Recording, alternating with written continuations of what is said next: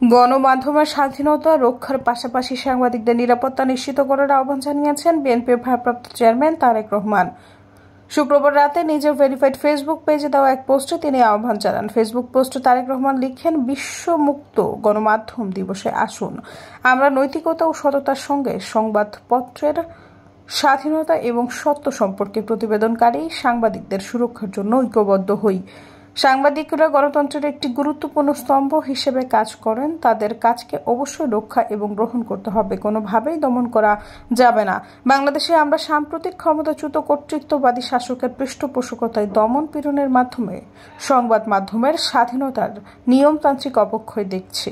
সেই অন্ধকার বছরগুলোতে অবিস্মরণীয় সাহস ও প্রতিশ্রুতির সঙ্গে অনেক বাংলাদেশি সাংবাদিক দুর্নীতি, মানবাধিকার ভয়াবহ লঙ্ঘন এবং আর্থসামাজিক ব্যর্থতা থেকে শুরু করে বিভিন্ন বিষয়ের উপর আলোকপাত করেছিলেন, যা রাষ্ট্র দ্বারা সংগঠিত হয়েছিল। এই সাহসী সাংবাদিকরা মূল ধারার গণমাধ্যম ও সামাজিক যোগাযোগ মাধ্যমে দেশ বিদেশে সর্বত্র সত্য অনুসন্ধানে অবিচল ছিলেন।